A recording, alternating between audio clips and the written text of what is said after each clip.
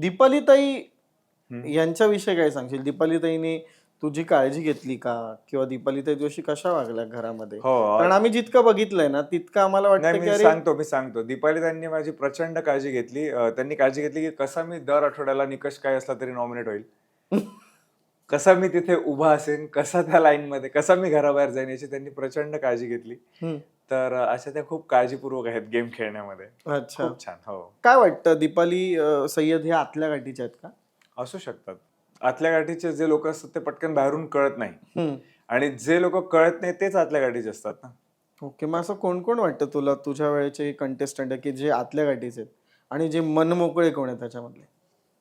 मन मोकळा मी स्वतः होतो. मी जे आहे तसंच तोंडावर मन बोलायचं. मोकळा मनमौजी माणूस असतो. मग हो, फार टेन्शन घेते नाही, देते नाही. हा फक्त समोरून जेव्हा कॉन्फ्लिक्ट असते हम्म. तेव्हाच तलवार काढण्यात पॉइंट वाटतो मला. कारण तेव्हाच तो तलवारीला पण तेव्हाच न्याय मिळतो. नुसती तलवार काढून दाखवून परत मॅनत टाकण्यात काय पॉइंट नाही. या तलवारीमुळेच दिव्या शिंदे बाहेर हो, गेले. माहितीये म्हणूनच म्हटलं. कळलं, हो. कॉन्फ्लिक्ट असेल तरच काढा, हम्म. नाही तर मग तो तलवारीचा अपमानच झाला. तर मन मिळवतो मी होतो. राकेश तसं पर्सनल लेवलवर बोलण्यात खूप फ्री आहे. गेमला बाजूला ठेवलं तर गेम काही नाही, पण असं जर गप्पा मारायच्या म्हटलं तर राकेश बोलतो. हम्म. तशी ती एक व्यक्ती आहे. दीपालींबरोबर त्यांच्याबद्दल मी सांगितलं. रेवा आणि आम्ही तर एकत्र चालू होतो. हम्म. प्रभूशी माझं फार काय बोलणं झालं नाही खरं तर. का म्हणजे का प्रभू म्हणजे तो दिसायला लहान वगैरे अशामुळे किंवा तो कंटेस्टंट होता नव्हता असं तू नाही समजतो ती वेव्हलेंथ मॅच नाही व्हायची. म्हणजे जर मी आता तुम्हाला काहीतरी समजवतोय तो कदाचित तुम्ही ऐकताय, काय?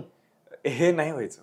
ओके, प्रभू इग्नोर करायचं तुला नाही असं नाही, इग्नोर नाही करायचं. त्याला कदाचित कळायचं नाही म्हणायचं? अच्छा. की काय. जर मी तुम्हाला सांगतोय की नाही विशालची ही शिक्षा कशी मोठी आहे घराच्या बाहेर जाण्यापेक्षा, तर ते तुम्हाला कळलं असेल कदाचित की का ती सल त्याच्या मनात असणार.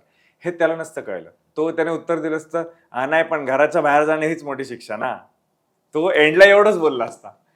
त्यामुळे जे मोजकं बोलणं होतं तेवढं झालं. पण स्वीट गाय, त्याचं एक छोटंसं मस्त छान विश्व आहे. त्याचं जे त्याने सोशल मीडियावर उभं केलेलं आहे.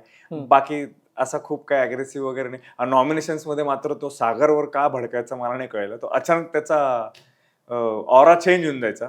तो सागरला मित्र, ते त्याला मित्र मानायचे आणि तो त्यांना शिव्या द्यायचा. तर तसा होता प्रभू. बाकी तर काय संस्कृती होती पटकन गेली. बाकी सगळे ओके. तन्वी फार कमी बोलली. तन्वी ओव्हरऑलच खूप कमी बोलली. तुझ्या घराच्या बाहेर आलास त्यावेळेला तन्वीने जाता तुझ्यासाठी परफॉर्म केलं होतं. काय वाटतं म्हणजे तुला ह्या मागचं गणित काय असेल तिच्या डोक्यामध्ये? 2-3 गणित असू शकतात. एक सगळ्यात पहिलं गणित की परतफेड. कसली कसली?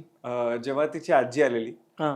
तेव्हा आम्ही सगळे प्रिपेअर्ड होतो. त्याच्यासाठी तिच्या आजीसाठी एक गाणं बनवलेलं आणि जे तिला डेडिकेट केलेलं बेसिकली. जसं सगळ्यांना आम्ही केलेलं, तर तिच्यासाठी 2 गाणी बनवलेली, एक आजीसाठी एक आईसाठी. आजी आली तर आम्ही आजीचं गाणं परफॉर्म केलं. तर ते तिला आवडलेलं की हो आम्ही तिला इन्व्हॉल्व्ह केलं. युजली असं होतं ना की ते टीम खेळत होतं, त्यामुळे तिला एक्सपेक्टेड नव्हतं की जर तिच्या साईडने कोणी आलं तर त्यांचं वेलकम आम्ही करू. मी तिथे विशाल बरोबर आणि सागर आम्ही सगळे एका साईडचे होते. तर ते एक्सपेक्टेड नव्हतं, पण आम्ही ते खूप निखळ मनाने स्वागत केलं त्यांचं. तेवढ्याच वॉर्मथने आजींचं स्वागत केलं, त्यांच्याशी गप्पा मारल्या. तर ते कुठेतरी ग्रॅटिट्यूड असावं. आणि दुसरी गोष्ट म्हणजे माझं आणि तिचं तसं काही वाकडं झालं नाही.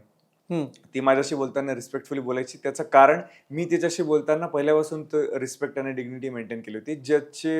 म्हणजे जी गोष्ट तिने स्वतः सांगितलेली, मग त्या नॉमिनेशन्स मध्ये असो किंवा काही असो, ती दुसऱ्यांशी जसं बोलायची आणि माझ्याशी जसं बोलायची तो फरक होता. आणि तो का होता तेही तिने सांगितलं, कारण मी तसा बोलतो तर त्याचं रिॲक्शन आहे.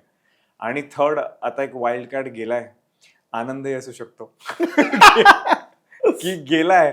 आता जर तुझ्यासारखा स्ट्रॉंग प्लेअर चाललाच आहे तर बाबा धन्यवाद, तो मैं तुमको खुशी खुशी विदा करूंगी. बाबा जा दतड. हेही असू शकतं. आणि ते दाखवून तिचाही गेम ती अप होईलच डेफिनेटली, की एका स्ट्रॉंग प्लेअरला ती इतक्या चांगल्या स्पोर्ट्समन स्पिरिटने बाय बाय म्हणते.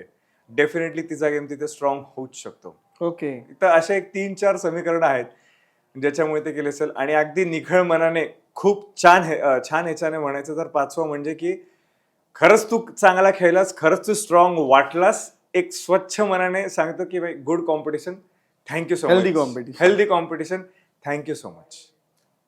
दीपाली ताईंशी वगैरे पण म्हणजे जशी तन्वीशी तू बोलायचास वगैरे, हो. दीपाली ताईंशी कसं म्हणजे काय बोलायच्या, तुमच्या गप्पा काय व्हायच्या? नाही, त्यांच्याशी गप्पा फार नाही व्हायच्या. मग काय कारण gossiping नॉमिनेशन मध्येच त्या अशा सूर पकडायच्या की निकष आहे हा कप पांढरा आहे हम्म. आणि त्या कारण द्यायच्या हो, कारण का ह्या कपाखाली जी सावली आहे ती काळी आहे म्हणून मी याला नॉमिनेट करते. त्यामुळे तर जसं हा कप पांढरे असल्याचं आणि ते खालचं काय असल्याचं काही संबंध नाही. समजलं. त्या निकषांवर त्याच्या आधारे त्या नॉमिनेट करायच्या. त्यामुळे मी म्हणायचं तुम्ही काय बोलता हम्म. आणि काय नॉमिनेट करता, मला उगाचच चांगल्या प्लेयर्सचं नॉमिनेट करताय. तर त्या नोटवर जास्त होतं. आणि त्यांनी पण मला एक दोनदा सांगितलं की तू काटा ग्रुपमध्ये का नाही आला, काटा ग्रुपमध्ये का नाही आला. म्हटलं तर का नाही आला म्हणजे कुठे फॉर्म भरायचा होता की का नाही आला, मी लाईनीत बरं मला काटा ग्रुपमध्ये घ्या का काय. आणि त्यांनी काटाने काटा काढला असता मग हा मग तेच, म्हणजे का नाही आला म्हणजे तुम्हाला जर मी हवा आहे तर तुम्हीही माझ्याशी बोलू शकता, एवढंच माझं म्हणणं आहे. तुम्ही मला आता सुरुवातीपासून फ्लॉप फ्लॉप फ्लॉप मध्ये टाकत आलात, मी कसं समजायचं तुम्ही मला, ही कुठली पद्धत आहे. ते होतं मायनस मायनस मायनस ते प्लस, तसं त्यांना वाटलं असेल. ते आपापसात करा ना, मग मला कसं करणार. मग मला फ्लॉप दिलं 3 जणांनी आणि म्हणताय तू स्ट्रॉंग प्लेअर, तू आमच्यावर याला मग बोला, तिथे फ्लॉप नका देऊ, तिथे हिट मध्ये टाका मला. तर असं त्यांच्याशी संभाषण होतं. ओके, नक्कीच मला सांग, तुझ्या मते टॉप 3 कंटेस्टंट तुला कोण दिसतात? एक तर तू म्हणालास अनुश्री, तन्वी आणि जर टिकला असता तर विशाल. म्हणजे जर टिकला किंवा तिकडे तो गेला समहाऊ, काही ट्विस्ट येईल पुढे मला माहिती नाही, तर तो एक स्ट्रॉंग प्लेअर होता. पण आता करंट सिच्युएशन नुसार जर त्याला खाली टाकलं तर बाकीचे जे मग उरलेले आहेत टॉप 8 मधले जे 6 उरतात त्याच्यामध्ये कोणाला तरी एकाला खूप जास्त मेहनत करावी लागेल. कोणाला? जो करेल तो तिकडे 3rd नंबरच्या पोझिशनवर जाईल. पण तन्वी आणि अनुश्री मला तिकडे दिसतात की त्या मेहनत करतात, त्या स्वतःसाठी खेळतात आणि त्या तिथे असू शकतात. तुला जर आत्ताच्या आता नॉमिनेट करायचं झालं तर कुठल्या स्पर्धकाला तू नॉमिनेट करशील? नॉमिनेट करायचं झालं तर त्याच्यात माझा फायदा आहे का काही? ना होऊ शकतो ना की मी ट्रॉफी उचलणार, मग मी त्या हिशोबाने नॉमिनेट करतो.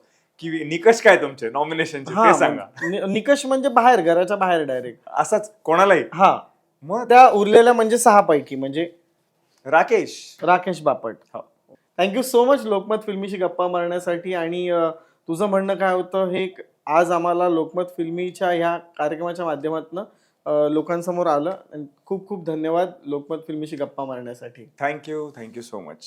आणि तुम्हाला आपला हा एपिसोड कसा वाटला तो नक्कीच आम्हाला कॉमेंट बॉक्समध्ये सांगायला विसरू नका. आणि पाहत राहा लोकमत फिल्मी. नमस्कार, मी संकेत पाठक आणि आपण पाहत आहात लोकमत फिल्मी. विसरू नका लाईक, सबस्क्राईब आणि शेअर करायला. थँक्यू.